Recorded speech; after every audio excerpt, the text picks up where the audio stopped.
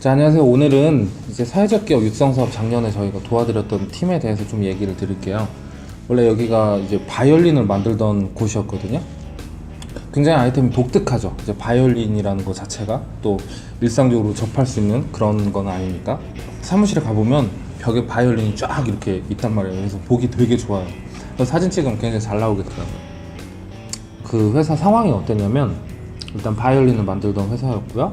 그리고 매출액이 1인 기업임에도 불구하고 상당히 높게 나왔어요. 1억까지는 아니지만 거의 뭐 1억에 금방 할 정도로 매출이 이미 잘 나오고 있는 상태였고, 고가 제품이다 보니까 몇 개만 팔아도 또 금방 매출이 이렇게 올라가는 그런 구조였더라고요. 그리고 이제 여성 대표님이셨는데 여러 가지 사회 활동도 되게 많이 하셨어요. 아무래도 여자가 이제 사업을 한다라는 것 자체가 이제 좀 대외적으로 활동할 만한 기회가 많이 있으셨던 것 같아요. 또 봉사활동도 좀 많이 하시고요. 저희가 이런 걸 가지고 한번 사업 아이템을 같이 구성을 했거든요. 그래서 이제 이게 일반적인 지원 사업이랑 사회적 기업 육성 사업은 좀 달라요. 그냥 일반적인 지원 사업이었다면은 여기에서 앞으로 어떤 식으로 바이올린을 개선해서 더 매출액을 올리겠다 이런 식으로 사업 제안서를 짜면 되는데, 사회적 기업 같은 경우에는 이 기업적 역량 플러스 사회적으로 어떤 역할을 하느냐, 이 부분이 반드시 들어가야 되거든요. 근데 보시면 아시겠지만 봉사활동을 좀 많이 하셨다고는 하지만 이게 이 회사를 지원해 줬을 때, 이 회사가 사회적 기업이 됐을 때 어떠한 사회적인 기여가 있을까에 대해서 사실 표현하기가 좀 쉽지가 않았단 말이에요. 그래서 그 부분에 대해서 좀 같이 얘기를 했죠. 이제 어떤 쪽으로 이제 사회에 기여하고 싶으냐 이렇게 제가 물어보니까는 어린이들한테 뭔가 좀 악기를 제공해 준다든지 아니면 교육을 해 준다든지 이런 쪽으로 사회활동을 하고 싶다 이렇게 말씀하시더라고요. 그래서 이제 일단 그렇게까지 얘기가 나오고, 그 다음에 이제 같이 브레인스토밍하면서 포커싱을 잡았죠. 일단 큰 틀은 나온 거잖아요. 바이올린이랑 어린이. 그러면 이렇게 어린이들 중에서 어떤 어린이까지만 나오면 되는 거예요.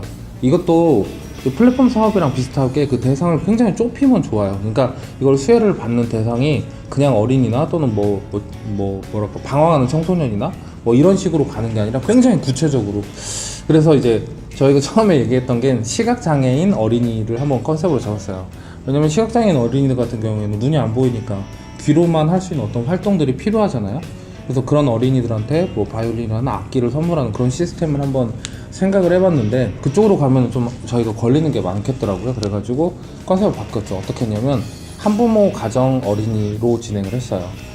한부모 가정 어린이라는 게 그거잖아요. 아버지나 어머니 두 분 중에 한 분이 없는, 그러니까 뭐 이혼을 했든 아니면 다른 이유가 됐든 양부모가 아니라 한부모랑 그렇게 자라는 어린이들을 위한 바이올린 선물이라는 컨셉으로 잡았고요. 그러니까 내용이 그렇게 되는 거죠. 한부모 가정 어린이에게 바이올린 친구 선물하기가 되는 거죠. 그리고 나서 이제 자료를 수입을 했죠. 일단 우리는 이제 내용은 정해진 거예요. 내용은 정해진 상태에서 자료를 이제 백업을 시켜주면 되는데, 어떤 자료가 필요할까요? 한부모 가정 어린이들이 좀 뭐랄까 많이 방치된 듯한 그런 자료들 좀 찾으면 되겠죠? 그리고 그런 아이들이 친구가 없다 뭐 이런 식의 자료를 찾으면 되겠죠? 구글링을 해보면 그런 자료가 되게 많이 나와요. 그래서 그런 한부모 아이들이 좀 방치되고 친구가 없고 그리고 좀 사회적으로 소외되고 그래서 혼자서 노는 시간이 많고 이런 자료들을 좀 많이 찾을 수가 있어서 그거를 이제 사회적 배경에다 넣었죠. 그걸 이제 사업지원서 안에서 사회적 배경에다 넣고, 그리고 이 사업을 왜 해야 되는지, 왜 하고 싶은지에 대한 그런 항목이 있어가지고 거기에다가 여기 대표님이 어린 시절에 한부모 가정에서 직접 잘했던 그런 어린 시절에 대한 이야기들을 또 이제 사진이랑 함께 같이 첨부시키고, 이제 대표님이 사회적인 활동을 좀 했던 것들을 또 자료들이 잘 정리가 돼 있더라고요. 그런 것들을 또 일목요연하게 했더니 이제 굉장히 근거가 있는 그런 사업 제안서가 된 거죠. 내가 어린 시절에 이렇게 좀 자랐고 그런 것 때문에 지금까지 이렇게 사회활동을 꾸준히 해왔는데 이거를 좀 본격적으로 기업화해서 많은 한부모 가정 어린이들에게 음악이라는 그런 친구를, 평생의 친구를 만들어주고 싶다라는 컨셉으로 사업 제안서가 만들어진 거예요. 그리고 이 회사가 좀 갖고 있는 이제 어떤 무기가 있었는데 뭐냐면 바이올린이라는 거예요. 바이올린이라는 것 자체가 좀 우리가 쉽게 접할 수 있는 그런 사업 아이템은 아니잖아요. 그러니까 그 아이템 자체가 굉장히 매력이 있었고 이미 매출액이 상당히 나오기 때문에 이제 그 평가단들이 보기에는 어떻게 보겠냐면 굉장히 경쟁력이 있다, 그리고 또 기술적 수준이 높다, 정말 괜찮은 회사다 이렇게 보는 거예요. 지난번 영상에서도 말씀드렸겠지만 사회적 기업 육성 사업에서는 경쟁력 있는 회사들이 많이 지원을 안 하시거든요. 이제 그런 반면에 이 회사 같은 경우는 매출액이 나오니까 그 부분을 완벽하게 커버를 해주는 거죠. 더해서 제가 그분에게 이제 요청드린 게 어떻게든 교육부 쪽을 가서 MOU를 받아라. 그래서 좀 이제 대표님 받을 수 있는 좀 높은 분들을 통해서 MOU를 받아라 해서 이제 또 그걸 잘 해주셨어요. 그래서 교육부에서 교육감이랑 MOU를 체결해가지고 이 사업이 선정이 되면 학교에 한 분 학생들에 대한 명단을 넘겨줘서 우리가 이런 사업을 진행할 수 있겠다, 이런 MOU를 또 받아주셨고요. 그 외에도 이 바이올린을 수출할 수 있도록 이제 수출 기업과의 MOU도 또 같이 협약을 해가지고 어떤 사회적인 부분과 기술적인 부분을 이제 완벽하게 또 보완하는 그런 사업 제안서를 또 만들 수가 있었죠.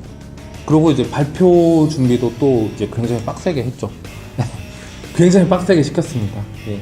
계속 해서 이제 제가 뭐 100번 이상 발표 연습을 하라고 이렇게 했는데 또 정말 잘 해주셨어요. 그래서 결과가 굉장히 좋아가지고 당연히 이제 선정이 되시고, 이제 사회적 기업 같은 경우에는 1차, 2차가 또 진행이 돼요. 중간평가를 통해서 2차적인 지원 자금이 되거든요. 그래서 1차에서 이제 1,000만 원 지원 받으시고 2차에서 또 1,000만 원을 또 받은 걸로 알고 있어요. 그러니까 이제 제가 지금 이거를 말씀을 드리는 건 뭐냐면 좀 실제 사례를 여러분들이 좀 듣는 게 좋을 것 같아가지고 제가 컨설팅 했던 회사의 어떤 사례를 말씀드렸습니다. 네, 감사합니다.